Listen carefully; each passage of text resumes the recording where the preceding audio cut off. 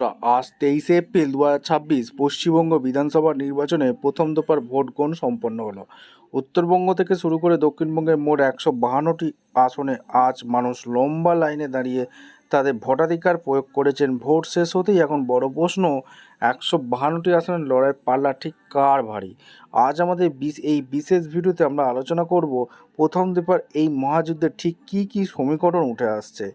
আজকে ভোটের হারের দিকে তাকালে দেখা যাচ্ছে গ্রাম থেকে শহর সব জায়গাতেই মানুষ স্বতঃস্ফূর্তভাবে ভোট দিয়েছেন। বিশেষ করে নন্দীগ্রামের মতো হাই প্রোফাইল কেন্দ্রে যেমন রাজনৈতিক উত্তাপ ছিল, তেমনই জঙ্গলমহল বা উত্তরবঙ্গের আসনগুলিতে লড়াই হয়েছে কাঁটায় কাঁটায়। শাসক পক্ষ তারা দাবি করছে তাদের উন্নয়ন এবং জনকল্যাণমূলক প্রকল্পগুলোর প্রভাব এই দফায় ভোট বাক্সে স্পষ্ট দেখা যাবে। বিরোধী পক্ষ অন্যদিকে বিরোধী শিবিরের দাবি পরিবর্তন সংকল্প নিয়ে মানুষ আজ বুধমুখী হয়েছেন, যা সমীকরণ বদলে দিতে পারে। বেশ কিছু গুরুত্বপূর্ণ আসনে ত্রিমুখী লড়াই ভোটের ফলাফলকে যে কোনো দিকে ঘুরিয়ে দিতে পারে। বিধানসভা নির্বাচন 2026 প্রথম দফাতেই রেকর্ড ভোটদান। সন্ধ্যে 7টা পর্যন্ত 91.35% ভোটদান কিন্তু পড়েছে, যেটা রেকর্ড। আলিপুরদুয়ারে 90.6% ভোট পড়েছে, বাঁকুড়া জেলায় 91.21% ভোট পড়েছে, বীরভূমে 93.8% ভোট পড়েছে, কোচবিহারে 93.73% ভোট পড়েছে, দক্ষিণ দিনাজপুরে কত শতাংশ ভোট পড়েছে, 94.37% ভোট পড়েছে, কালিম্পংয়ে 82.77% ভোট পড়েছে, মালদাতে 91.47% ভোট পড়েছে, মুর্শিদাবাদে 79.72% ভোট পড়েছে, আর পশ্চিম বর্ধমানে 88.68% ভোট পড়েছে, পশ্চিম মেদিনীপুরে 91.61% ভোট পড়েছে।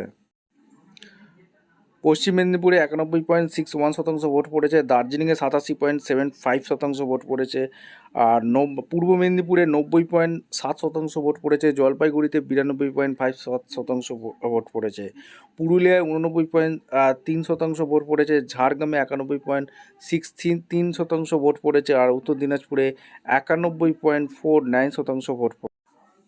আজ কোন কোন জেলায় ভোট হলো আমরা এখন দেখে নেব। দার্জিলিং জেলায় ভোট হয়েছে, কালিম্পং, জলপাইগুড়ি, আলিপুরদুয়ার, কোচবিহার, উত্তর দিনাজপুর, দক্ষিণ দিনাজপুর, মালদা, মুর্শিদাবাদ, বীরভূম, পশ্চিম বর্ধমান, পুরুলিয়া, বাঁকুড়া, ঝাড়গ্রাম, পশ্চিম মেদিনীপুর, পূর্ব মেদিনীপুর জেলায় ভোট হয়েছে।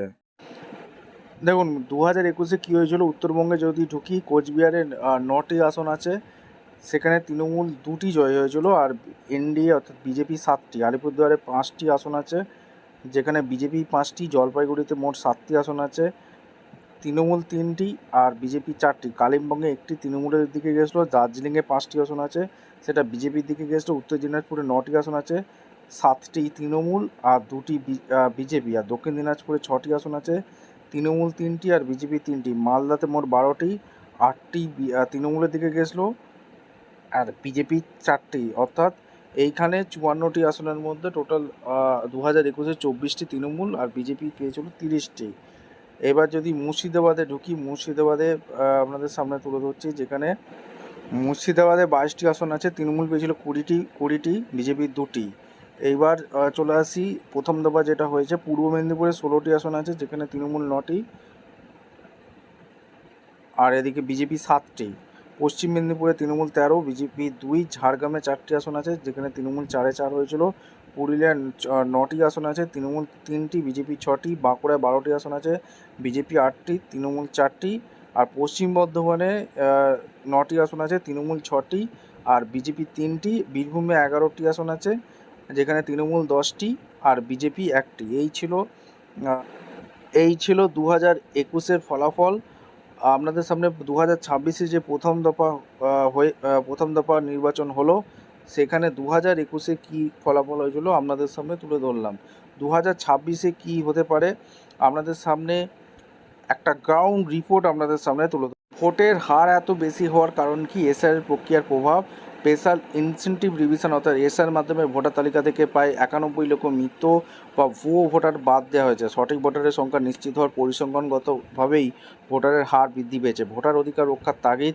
ভোটার তালিকা থেকে নাম বাদ পড়ার আশঙ্কায় সাধারণ মানুষের মধ্যে ভোটাধিকার প্রয়োগের ব্যাপক আগ্রহ দেখা গেছে। নিরাপদ পরিবেশ। রেকর্ড 2.4 লক্ষ কেন্দ্রীয় বাহিনীর উপস্থিতিতে সাধারণ মানুষ অনেকটা নির্ভয় ভোট দিতে পেরেছেন, যা ভোটারদের বহুমুখী হতে উৎসাহিত করেছে। রাজনৈতিক সচলতা, তৃণমূল কংগ্রেস এবং বিজেপির তীব্র লড়াই ও তৃণমূল স্তরে কর্মীদের প্রচার ভোটারদের উৎসাহিত করেছে। নারীদের অংশগ্রহণ দেখা গেছে। লক্ষ্মীর ভাণ্ডারের মতো জনকল্যাণমূলক প্রকল্পের প্রভাবে নারীদের স্বতঃস্ফূর্ত উপস্থিত ভোটের হারে বড় ভূমিকা রেখেছে। দেখুন, প্রথম দফা যে ভোটগুলো জেলাগুলো হয়েছে দার্জিলিংয়ে এবার ব্যাপক ভোট পড়েছে, ভোট শতাংশ ভালো হয়েছে। এখানে হাওয়া কি বলছে, এখানে কার পাল্লা ভারী, আপনারা অবশ্যই কমেন্ট করে জানাবেন। কালিম্পং জেলায় কী হতে চলেছে, যেখানে এইবারে ব্যাপক ভালো ভোট হয়েছে। জলপাইগুড়ি, আলিপুরদুয়ার, কোচবিহার, উত্তর দিনাজপুর, দক্ষিণ দিনাজপুর, মালদা, মুর্শিদাবাদ, বীরভূম, পশ্চিম বর্ধমান, পুরুলিয়া, বাঁকুড়া, ঝাড়গ্রাম, পশ্চিম মেদিনীপুর, পূর্ব মেদিনীপুর সব জেলাতেই কিন্তু ব্যাপক ভোট পড়েছে। এই ব্যাপক ভোট পড়ার একটাই কারণ, একটা হতে পারে যে তৃণমূলের প্রতি একটা বিরক্ত হয়ে মানুষ কিন্তু ভোট দিচ্ছে। আর একটা হতে পারে বিরোধীদের কোনো অস্তিত্ব নেই, বিরোধীদের প্রতি খুব বিরক্ত মানুষ।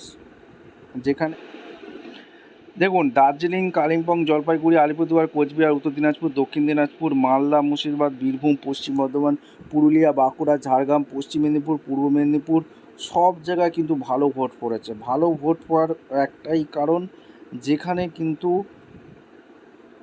যত বেশি ভোট পড়বে শাসক দলের কিন্তু এখানে কিন্তু ভালো হিসাব কিন্তু তাই বলছে। পশ্চিমবঙ্গের ক্ষেত্রে যত ভোট শতাংশ বাড়বে শাসক দলের দিকে কিন্তু পাল্লা ভারী, এমনটাই মনে হচ্ছে।